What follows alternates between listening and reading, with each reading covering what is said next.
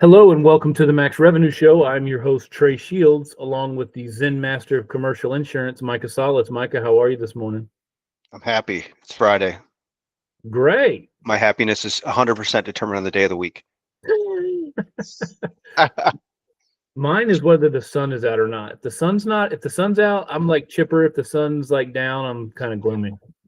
Well, as our boy Michael Stinger says, preferences create problems. So have no preferences, then you have no problems. Well, it's singer, not stinger, but yeah. I said singer. Maybe I have a slur when I talk. It's this. Yeah, you gotta stop drinking so early. It's my what do you call this stuff? Electrolytes. Really Irish get to me. coffee. All right.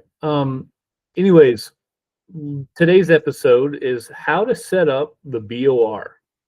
Micah had a very interesting meeting this week that plays perfectly into this. And of course, everybody and their brother love BORs. Those are our highest performing content. So we will pull that thread. We're not below it. We got no shame in our game. But before we do that, big shout out to Insurance Xdate. Insurance Xdate sponsors this podcast, and it is literally the backbone of Micah's business. What's the damn it? I don't have it for. Hold on, guys. Let's pull up the. I don't think you need to read it. I mean, I think we could just. I can tell you why it's so great. Yes, tell them why it's so great. Generate leads, win new biz. Insurance Xdate, get production done. That's why it's great, right there. Without it, I would be lost. Dude. Honestly, it's like email to me. I use it to log calls. I use it to set follow-ups. I use it to do research that takes 2 minutes versus 20. I use it to build lists. It's awesome. Well done. All right, let's skin this cat. BORs. Micah, let's start off with the story. And don't just rush through it because I know you already Yeah. told it to me, so you might get bored or whatever, but all the little intricacies matter. So start from the beginning. All right. Well, once upon a time, yesterday, I had a meeting. It was about an hour outside of where I live. It was set by my cold calling service that I'm using. So kudos to them. I've got a couple messages on that, by the way, which side note we'll talk about another time, or I can pass their name to you guys. I'm still on the fence of if it's worth it or not. Anyways, drive out to the meeting and never met these folks. Never even talked to them. It was set up for me. I get out there. The main the main guy who doesn't make the decision but who handles it was there first. The owner was coming in a little bit late. So me and this main guy sit down. He's like an old country guy, probably low 60s, been there for 20 years, kind of a guy who just seems kind of a little bit set in his ways, kind of knows everything, smarter than you kind of guy. I'm like, okay. But we had a civil conversation. I'm asking about the business. It's going fine. Then the owner comes in and he's quite a character, but me and him jives pretty well. He told me the story of the business. We're talking.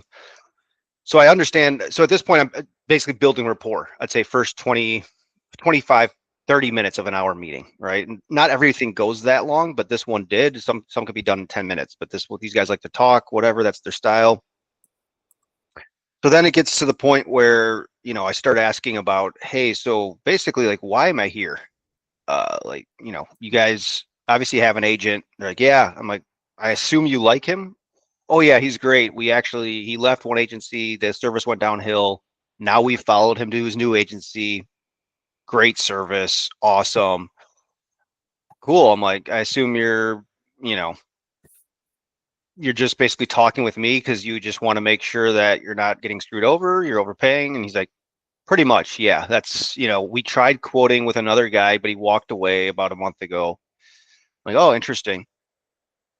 And so I kind of just filed that in the back of my head, and we talked a little bit more about just their overall experience on the insurance side of things, why I was there. And it was just pretty direct, right? This happens a lot. People take the meeting because they think it's good business practice to talk with an agent every 3-4 years. They don't have a set year. And we'll get that a lot. You'll get that a lot if you're out there, right? So not uncommon. Well, then what happened is I asked a question. I was like, hey, who was the agent or the carrier that bowed out? Like, what, like, why'd they do that? And who was that? Because I was thinking in my mind it was some particular agent or carrier. And the guy that was there initially, that was kind of that set in his ways, old guy. He's like, he looked at me like dead in the eyes. Like, I'm not sharing that information with you. I would never do that. That's like personal information. That's not right. That's not ethical. And it was just that, oh, like it. My ego was definitely like, I just wanted to like come right back at him and be like, dude, screw you. I'm out of here, kind of deal. Like this is dead deal. Like I'm not gonna work with you guys. Not even willing to tell me the name. And this wasn't even their current agent. This was the name of another guy who was just trying to quote their business. And you're not even willing to tell me his name. I'm like, dude. So I internally, this battle's going on in my head. I'm like, calm down, relax. I just kept talking with him. I said, hey, I respect that. I get it. That's fine. Doesn't really matter. I was just curious, but my bad for asking. Anyway, so we talk a little bit longer, ask more questions. And then I'm like, all right, so you've been doing this, 20 years. I just want to make sure you guys understand how this thing works, right? You know how insurance works when you guys go out to the market with another agent. Yeah, it's not like buying any other commodity. It's like, the only thing worse is buying natural gas. Then he goes off on some tangent explaining natural gas to me, which was interesting. But anyways, I'm like, yeah, no, you're exactly right. I said, so you understand that, there's 2,500 insurance carriers in the world, right? And they said, I guess. I'm like, yeah, there's a lot. But for your given risk, there's probably 5. And he's like, oh, yeah, 100%. I get that. We're lucky to have 3 options sometimes. I said, okay, perfect. Those 3 options, they will only quote with 1 agent on any given year, and that's the agent who goes there first. He's like, yeah, that's. I said, and that's what's broke with the system. Now, side note, I don't necessarily think that's broken. I always empathize with clients though and prospects and tell them this is what's broken with it, that you can't just that they won't release multiple quotes. And then so we're talking. I'm like, yeah, so like health insurance, 1 carrier can quote with 3 different agents. Personal lines, 1 carrier can quote with 3 different agents. Commercial lines, no. And so it is unique. So he got it. He understood. And I said, so like when you quoted a couple years ago, what happened? He's like, I said, was the guy just way out of whack on price? And he's like, no, but pricing's not everything. We're loyal. We're not going to switch for a few bucks. I said, I get it. But he's like, yeah, just not enough to move. And also, I think our guy was blocked at one carrier. So he couldn't really go there. I said, yeah, he couldn't do his job. Right. He said, yeah, he couldn't do his job as best as he could. I said, perfect. I said, so for all these reasons, I said, I was kind of this is in my mind what I was thinking here. I got my own way because of the guy's first reaction when I asked for the vendor. He was so much like put up a wall that in my mind, I'm thinking, how am I going to bring this up that I need to see premiums, policies, or whatever? Like they're just going to have a heart attack, dude. And so I was kind of getting in my own head. So I was kind of thinking as I'm talking to them, and I'm like, so we got to this point. I'm like, all right, guys, I just got to shoot you straight. Like, I don't know if you're going to like what you hear. If you don't, that's totally fine. But let me just throw out what's been working. I've been doing this 14 years. This works really well. Hold So on. because they're You, okay. you went out for like 20 seconds. Oh, You were getting in your own head. Sorry. okay. Yeah. Technical No, no, difficulty. that's okay. Yeah. So I was getting in my own head, and it finally got to this point where I was like, I just gotta shoot them straight. So I was like, hey guys, I just gotta shoot you guys straight. I don't know if you're gonna like this answer or like what I have to say. If you don't, I respect that. But let me just tell you what's working really, really well for me. I've been doing this 14 years.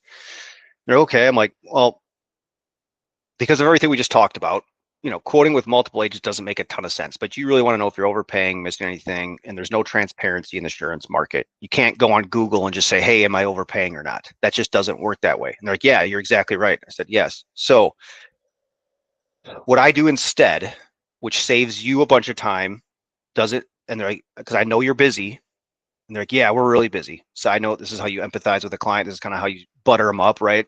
Kind of talk to their pain points. They're busy. They're wearing a ton of hats. There's a better way that doesn't involve any time, doesn't tip off your agent, doesn't mess with the markets. It's just due diligence. Basically, what I do is I analyze your current policies. I want everything though, premiums, coverages, and I'm going to take that and I'm going to compare it to what I see in the market. I'm also going to do some market research. I'm going to make some calls to underwriters, get their thoughts on it. And then when I come back, I'm going to share 3 things with you. I'm going to let you know if you're overpaying or not. I'm going to let you know if you're having exposures or coverages that maybe you don't know about. And then I'm going to also lay out a game plan for you, a marketing plan. Basically, this is how we would make you attractive to underwriters. Here's what we would do for you, right? And then you can basically work with me if you want. You can stay with your current guy, but we can address that when that gets there. And they're like, why would we not do this? We'd be dumb not to. And I was like, yeah, that's what I think in my head when people say they don't want to do it. I'm like, well, what does this cost? Nothing. A lot of people charge. I said, I used to be in an agency. We charged 15 grand to companies for this. He's like, well, our expense isn't worth that. I said, yeah, but I said, no, I know other guys that charge 5 grand. But I said, I have no cost. My only catch, if you want to say that, is try to get my foot in the door, build rapport. And I'm in this for the long haul. So if this year is not the right year, maybe future years will be the play. I don't know what I'm going to find though. And I'm like 30% of the time I find we can really help people. 70% of the time I find I really can't. And you're telling me you love your guy anyways. So there's really, I know you're not going to fire him for anything kind of deal. Like it's going to have to be something substantial for us to even take the next step. So and then, yeah, they're like, hey, what do you need? Yep. That makes a great, that makes ton of sense. And one of the last things I said after we were talking, and the real gruffle guy who kind of put up that wall, he bought into this too. I could see his body language kind of shifted. And I was like, yep. I was like, man, it's trust but verify, and he's like, he like looked at the owner, he's like, that's exactly what I tell everyone. Like, what? I don't know how it did. It was just like, I don't say that all the time out of these meetings. And I just said it that time. So maybe kudos to God for putting that idea in my mind. Like, hey, say this. You took Ricky from huge skeptic to believer. He was getting baptized, man. Let's go. It was just cool to watch. So I don't know, and by the end, he's like, yeah, no, I appreciate your approach. And this was the gruffly guy. He's like, yeah, man, we just really like our vendors, and I think this makes sense. And so that's the story. So I don't know what's going to happen. Got it. But I think this story could be repeated dozens of times throughout a year, right?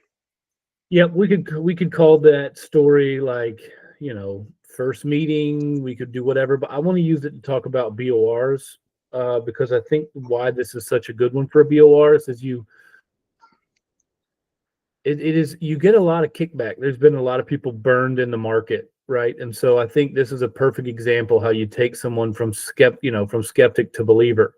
And before we get into that, I want to jump to the next part. So let's play out the rest of your process as far as like you're going to go do due diligence, all that. We don't need to know about that.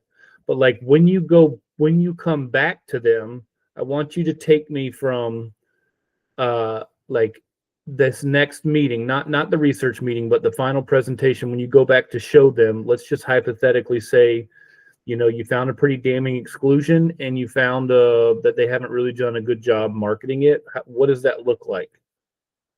Yeah. So what it looks like is there's really nothing fancy here, but when I get to this first meeting or this finalist meeting,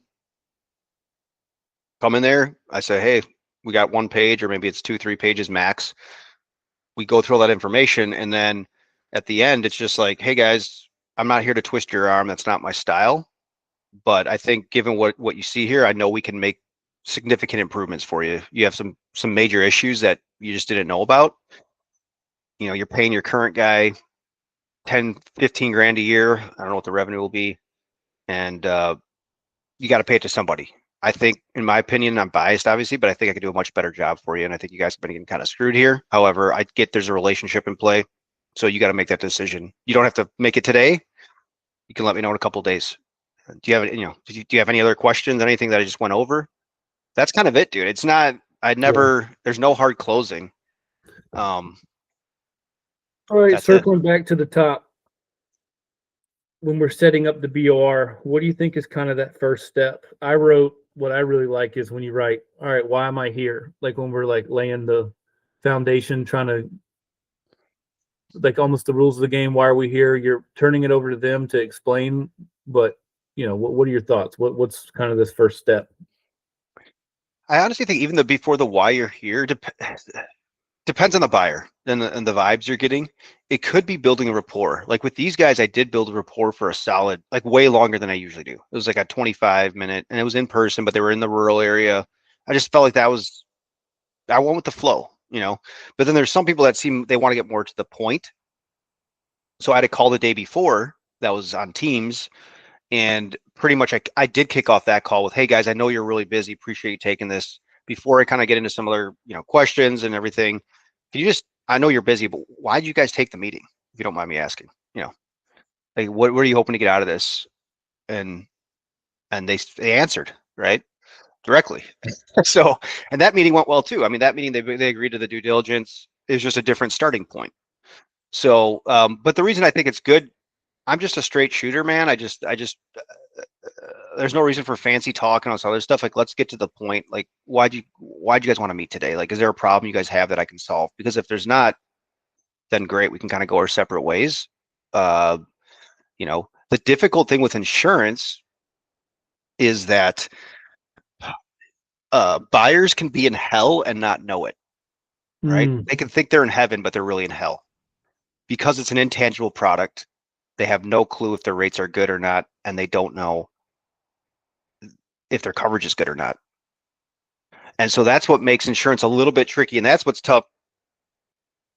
If you're going to walk away, the problem is if you're meeting with people, most people are going to say they're fairly happy. And that is one of the reasons. They might not love the price, but they're like, yeah, it's, it is what it is. And so that's one of the reasons I am such a proponent of doing the due diligence, because I think it helps just naturally peel back those layers and uncover if they really are in heaven like they think they are, or if they're actually in hell and just don't know it, right? And I think the due diligence process really, really helps uncover that.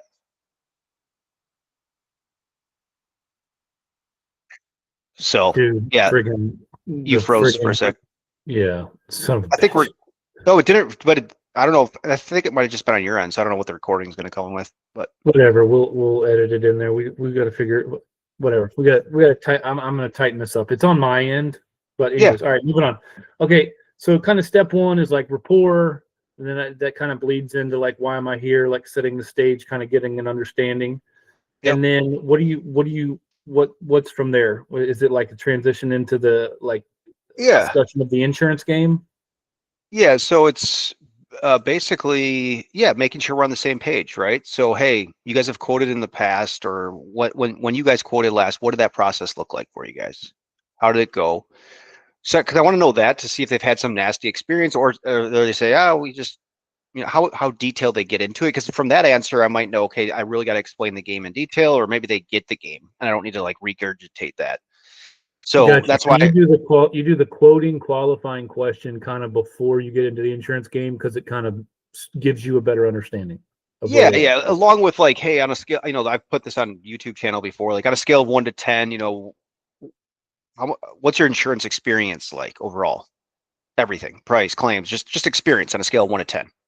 And I like that question. And we're an 8. Okay, what would make it a 10? Great. And then from there, maybe they just start rattling off pain points, or maybe they're just pretty close to the vest and they just answer succinctly. And then it would be like, hey, so man, when's the last time you guys went to market? What did that look like? I always like to ask that question. And then after those 2 questions, then it's like, okay, gotcha, got enough information here. Cause then I get a sense, do you love your agent? Do you not? All that good stuff.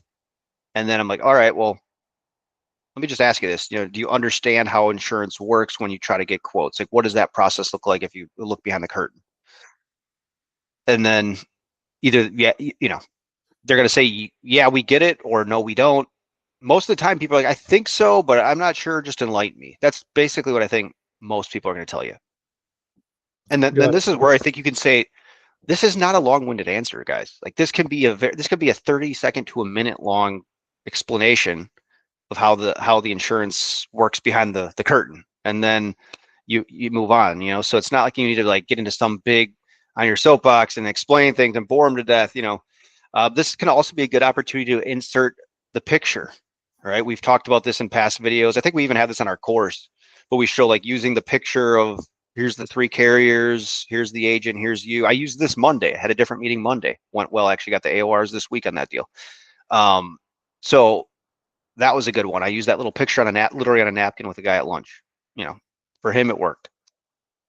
I don't use it all the time, but that's the deal. So I'll give you the brief. You've probably heard this. You can fast forward if you haven't. Here's the story. Hey, so there's 2,500 insurance carriers in the U.S.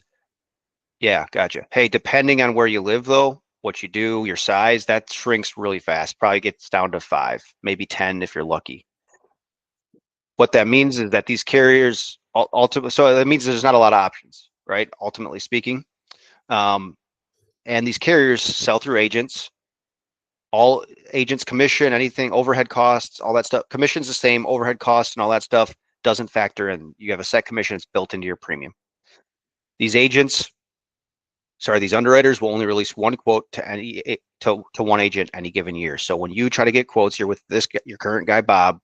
He tries to go to these 4 of the markets besides your current guy.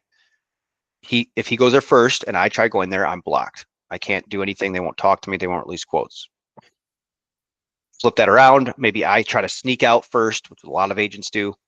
I get to those 4 first. Bob tries to do his job because he's a good agent. He calls you. He's pissed off. Hey, Trey, what's up, dude? I'm blocked, man. I can't get to these other 4 markets. Now you're kind of like frustrated, right? Yeah, that sucks. Yeah, that's why insurance is messed up. It's different than everything else.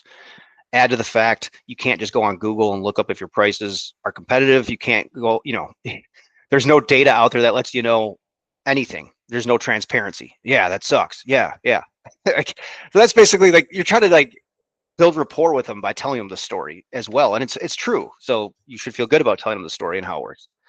And then the transition from that out of to like next steps into the BOR, which is the point of this deal, is so what a lot of other people have started doing and what I've seen work really, really well. It's not like here's what you should do or here's what I would recommend. It's like no, what a lot of other people are doing, a lot of your competitors, and what's worked really well is this approach instead. They scrap the whole quoting with multiple agents things. There's a lot of reasons it hasn't worked well. It's a big time suck. The pros don't outweigh the cons. And what they do instead is they treat it like if they're selling a house, right? They're going to hire one real estate agent, the person that's going to market it the best, going to stage it the best, has the best relationships, going to bring the most buyers in the door. That's going to help make their life as easy as possible throughout the process, right? That's what you do when you sell a house. Yeah. Same thing with insurance. That's what people are doing because of everything I just told you. It just seems to make more sense. And the results that I've seen personally have been excellent. The clients that I've taken through this process, we've saved them an average of 17%. I don't need to get into all the reasons why that is. If you want to know, I'm happy to share them with you. But so that's what people are moving to, is that type of model. Okay, makes sense. So the problem, maybe you're thinking in your head at this point, buyer. Well, how do I just go fire my guy then and just believe what you're telling me is, I'm just supposed to believe you, right? I think this is a very important part to say this. 100%. And I think you can miss this because this helps you come across as not being a condescending know-it-all, and it also helps them be validated because their thoughts are valid. You can't tell me like if your guy's okay, like, you're okay with him. Maybe you don't love him. Maybe he likes some stuff you hear, but still we're all skeptics. And it's like the devil is sometimes better than the devil you don't know, right? So it's like, you got to overcome that whole thing with insurance. And so you got to validate them. And that's what I would do here, and say like, yeah, so you're totally valid, man. And I get the concerns. And so this is what you're probably thinking, right? Yes. So here's what I've done instead that's worked really well and people have appreciated. And there's no downside. There's no time suck. Your agent doesn't know about it. Doesn't ruffle feathers, but it's just due diligence. Plain and simple. What I look at is your program. I have a conversation with you, ask some follow-up questions, and I'm going to come back and I'm going to tell you all the things that you can't go find out on Google, but you want to know. Am I overpaying? Am I overexposed? And what is the best kind of approach? Like, is there anything we could be doing differently to get more attention from underwriters that would make us look more attractive, that would get us the best deal, right? I'm going to share that information with you. Then you could do what you want with it. That's a whole nother conversation we can have once I come back. And I will tell you this, about 70% of the time, Mr. Business Owner, I'm going to just come back and confirm you're in a good spot. So I just saved you all that time. 30% of the time though, maybe 40, I don't know what the numbers are, but somewhere in there, I find we can seriously help people, and that's where there's something to talk about. How does that sound? Yep. The thing that I'm, hearing as you're saying it is like, you're just asking them to make little micro commitments along the way. You're not going from stranger to sign this piece of paper in our first meeting. Yeah. Or even on a second meeting, like, hey, just come back and sign this on some hypothetical initiatives, or here's how we would sell you better. Like, that's part of it, but that's 1/3 of the deal. They still want to know, how are we doing? Yeah, 100%. How do we look, right? Yeah. And now again, guys, there's nuance to this stuff. So maybe you're at this first meeting, they're just complaining right out the gate about their agent. They suck. They're the worst, blah, blah, blah. Well, then, yeah, obviously the coverage analysis piece doesn't matter as much, of course. You know what I mean? Like but the reason, I think that's more the exception than the rule. I think most people are fairly content with their agent. Like I said earlier in this show, like we just talked about, they think they're in heaven. Everyone thinks they're in insurance heaven or somewhere close to heaven. But your goal is to find the people that are actually in hell and to point it out to them, you know? So One of the things I wrote down here was like you stating the benefits. It doesn't cost you any money. You'll know where you stand. It doesn't ruffle feathers with it. Like, you're not just telling them what you're going to do. You're telling them all the benefits and why it's like a no-brainer. You know what I'm saying? So it's just like slam dunk. And then the other thing I wrote down here is a little bit of a side note. But how do you bring back a Ronnie when he goes on a tangent? oh man, the guy yesterday. There's nothing more frustrating than being in a meeting. You're Yeah. talking about X, and then Ronnie or Donnie just start pulling that thread. Next thing you know, they're talking about, dinosaurs were, or just a big conspiracy theory. Yes, like he was talking literally, dude. He went on a 15-minute rant on natural gas and why it's the most complex, it's the most difficult commodity to buy. And actually, by the end of it, I learned a ton. I felt like I just had a session on it, like on YouTube, watching some infomercial on it. But the old me would have tried to, in my mind, like, kind of be short. What I've tried to do more is to stay totally like aware and actually like be genuinely engaged in what he's talking about, right?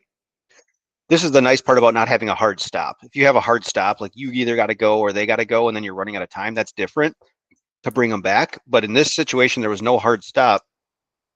He was the owner of the company. And so I'm like, dude, I just asked him, actually, I was like nodding my head, listened, and legitimately let him kind of talk until it's kind of like, all right, he's got it now. And then looped him back, So Observation. I don't know if we've talked about this, and a lot of people are probably like, oh God, don't talk about that again. But one of the things we've been talking all these years, one of your superpowers is your ability to be direct. Like you tell them, like, I'm just going to shoot you straight, Mr. Business Owner. But it's your tonality, and it's like you can get away with being so direct, but it's because your tonality and how you handle yourself is very relaxed and even kill. And also, like when you're in these meetings and things do start to go left or right and they're not going how you want, you're really good at like being patient, being present, not getting lost in your own head or the ego, and like redirecting, getting things back on track. And so I think both, what I think the key factor in both of those is why you're so good at it? meditation practice. Booyah. I would agree. No, I would totally agree. Because what it did, dude, literally, it's so funny because like you're having a conversation like this with the people, right? But in your, like, everything slows down because you're so aware that, like, what do they say? Like in quantum, there's no space or time, right? And so like there can be multiple things happening all at once. And that's what I feel like meditation kind of does for you. Because it's like, I felt my ego getting like, dude, come on, bro. Like I was about to be like, you're an idiot, man. Like you won't even share his name with me. Come on. And how are you ever gonna, like you don't know what you're doing. Like it just allows you to observe your thoughts without making an impulsive reaction. And correct. so you can just let it come in, go out, and you can assess it in the moment instead of attaching yourself to the feelings or the thoughts. And that's when you just run off and things don't go your way. But when you can like the observer, pull yourself back and watch it, that's, Yep. I think that's why you're so good at it is and it takes work. I mean, I feel the same things the guy who's not good at it feels. It's just a matter of, I think getting good at it means like you feel the internal feeling and thoughts everyone does, but you let it just ride, right? You let it go. Funny story. Me and Tori were having some argument the other day, and a lot of times, like if she ever, I can get defensive, and so like if she accuses me of something that I know is not true or I didn't do or whatever, like, oh, you moved this, where'd you put it? I'm like, I didn't touch it. So you always say that. So it was one of those little minor little things, little spat, and I'm like, in my mind, I had this little voice says, you don't have to be right. And I'm like, you know what? And so she said something. I was like, yeah, I'm sorry. And it was like totally diffused, right?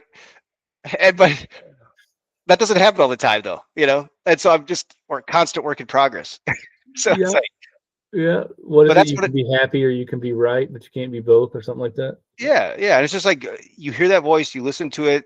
I think some of us are on one end of the spectrum. We don't even hear the voice, right? That's a problem. And then so it's like the meditation brings you to the point where okay, you start to hear it.